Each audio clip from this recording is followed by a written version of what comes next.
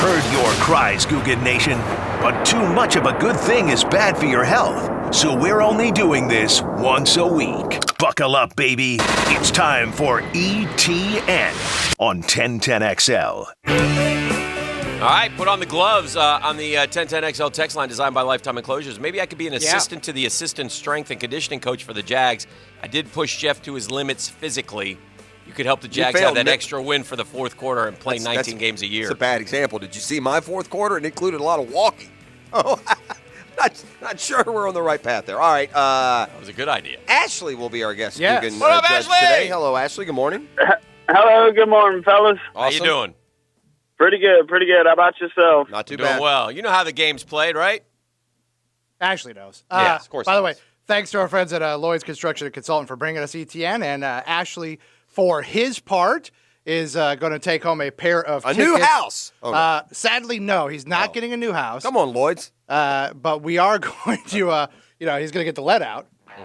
On March 12th, 8 o'clock, Classic Albums Live at the Florida Theater. They're doing Led Zeppelin 2, and Ashley's getting 2 tickets to enjoy himself, go get the let out with him and a friend. Coming up in the 9 o'clock hour, it's all Led Zeppelin. We're going to get the all let the out time. and take off early today. We're playing. Let's do it. We're playing it on Stairway a to loop. Heaven alone will On a take loop. about 18 minutes. On a loop. Shall we dance? Let's do it. Let's get it on. Round 1. Round 1, guys. Our favorite combination, Christmas Carol and ESPN NFL front office insider Mike Tannenbaum. Tannenbaum. Was on the satellite radio, Sirius XM, yesterday, and he had an interesting thought about Jacksonville product, Mac Jones.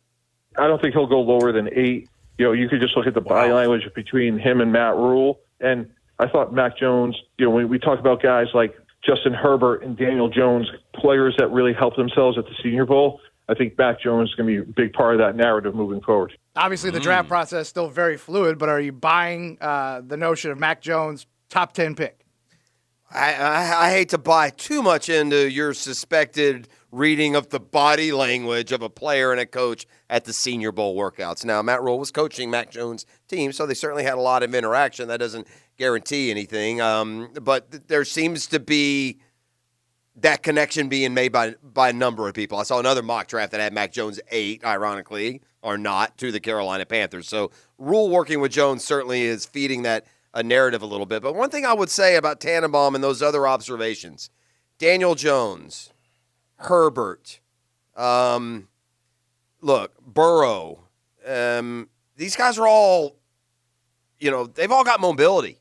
And that the reason Daniel Jones and Herbert, Trubisky before him, the reason those guys, really rose up in the draft was because they had that dual threat to them, not as a, straight first runner, but they had a mobility that Mac Jones doesn't have. He's going to have to go into the league with somebody content on just a pocket passer. Well, I'm 100% buying into the narrative. I don't think the reason they moved up is because they could run a little bit. The reason they moved up is because they could throw the ball really well. And I think that Mac Jones fits that narrative. And look, it fits this narrative, too, that we've heard all along, all the way through. And that is simply that the NFL likes Mac Jones a whole lot more than these media mock drafts do. So I think Mac Jones is going to work his way into the top 10, and Carolina seems like a perfect fit. We hear all the time about Senior Bowl coaches, Senior Bowl quarterbacks and coaches working out real well together, and by all accounts, Mac Jones had a great week. So, yeah, it makes a ton of sense. Well, first time I met Mac Jones was at church, so I got to go with Dan on that one. Winner Dan. Round 2. Let's hear it for God. Round 2, guys. I don't like when the judge has your singing cadence. It never fares well for me. No. What do you mean? What we just said. I'm not going to explain it to you. Oh. Perhaps seemingly being immortal and maybe having a direct line to the big man. Tom Brady yesterday said that he is not ruling out playing past the age of 45. He had previously said that was sort of his target. Great. Awesome. Are you buying Tom Brady 45-plus NFL quarterback? I'm not buying Tom Brady anymore. I give up. I've tried and tried and tried, and like I said, I don't know if, Tom and somebody down under there made a deal somewhere along the line. I don't know what's going on with Tom Brady, but even Father Time has not turned his way towards Thomas Brady. So, I know this. He ain't retiring after Sunday, win or lose. I know he's going to be back with the Bucs next year, and music to Tampa's ears. If you can go 40-12 for the next couple years, yeah, they'll run Tom Brady off into the sunset. It's time for Tom Brady to go to that deep woods Georgia swamp and pick that fiddle up that he laid at the devil's feet, because at some point, Father Time will win. Look, Tom Brady's been awesome this year, but we're talking about, if we go by this timeline, 3 years from now he's still doing it? I mean, I can appreciate what he's done so much, but my gosh, at the age of 45, you're not playing quarterback at this level. Not even Tom Brady. Father Time always wins. Winner Jeff. Round 3. You did it, man. You're on the board. Dang it. Not be shut out. Not going down today. Round 3, guys. Keep it rolling.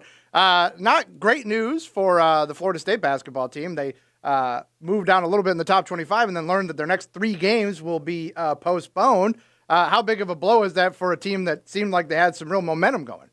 It's not a blow. They're a tournament team. Look, you would like to have some continuity, some consistency to your basketball season. FSU had games canceled earlier this year. They had a little bit of a layoff because of some other teams, and they bounced back and they went on that win streak, and they vaulted up the poll. So this is a team that's played enough games that those parts have come together, and they'll have another 6 or 8 games leading into the ACC tournament. So this little break in and of itself is not a momentum stopper. Well, listen, this isn't the same Florida State basketball team that had the ultimate momentum stopper a year ago when they maybe could have won a whole thing, the national championship, and we didn't have March Madness. So this hurts this particular team more than previous stops would have hurt the FSU basketball team. This team has showed a few flaws. This team lost at home to UCF. This team just turned around and laid a stink bomb at Georgia Tech. So when you win the tournament, what do? You build momentum and you win, in 3 different weeks and then ultimately on a Monday night. So I think it does hurt this Florida State basketball team a little bit because I don't think this Florida State basketball team is quite as good as the previous 2 or 3.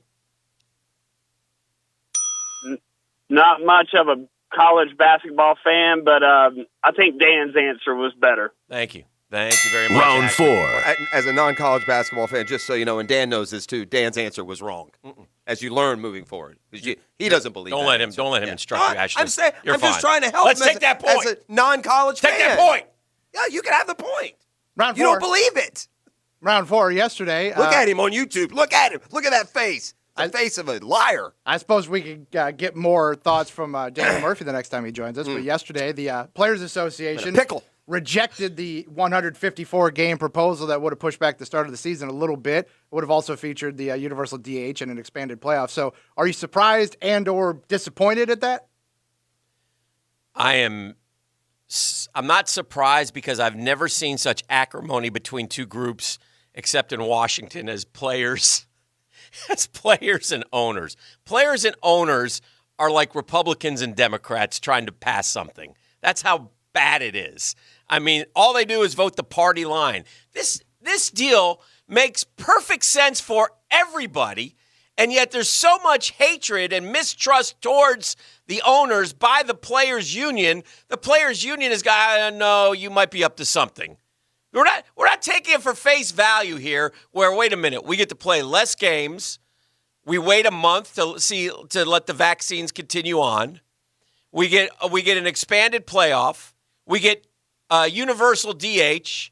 So all this points to a lot more money for us, but we're going to vote this down because, gosh darn it, we hate you and don't trust you. Yeah, it's February. There'll be baseball this year. There'll be baseball next year. There'll be baseball the year after that. There'll be baseball 100 years from now. And labor strifes and hurt feelings and players and owners on opposite sides is, if not as old as the sun, it's certainly as old as free agency. And this goes back to the 80s. So, they'll get through this one like they've gotten through all the others. As a lifelong Major League Baseball fan, Dan's answer was more correct, but I'm going to give Jeff the point to fix the Welcome last to point. round 5. I don't need your charity. And prepare to die. What happened? Wow. Damn you, Ashley. Don't give me that. He's cursing at you, I'll walk Ashley. out of here. He's cursing at you, Ashley. Punch him in the jejunum as he gave you a win. What the hell? Here's a pity win. Can we change? Revote? And lastly, look, a lot of talk. This is sun will come up tomorrow. in the wake of the Matthew Stafford trade, there was a lot of talk about Oxygen is important. If that was the package to get Taxes Matthew follow. Stafford, what is it going to take to pry Deshaun Watson out of Houston? Yeah, according to Hick, nothing. Just ask for him. They're going to let him go tomorrow. What just happened? They're not trading Deshaun Watson. That's idiotic. Well, No. they are going to trade him. Off he goes. And he won't make the dime bet. But what will it take? It will take a lot. It will take a king's ransom. It will take 3 first-round picks and a good player to get Deshaun Watson from Houston. And again, mark my words that it's going to happen. Let's go, Winter Dan. He had a great song this morning. Yes, sir! That's what I'm talking about, baby. Thank you, Ashley! Get the lead out! Woo! Let's drink and celebrate! Woo! Woo! Big Bo next. Big Bo coming up! I've been texting with him. He's already drunk. Yeah!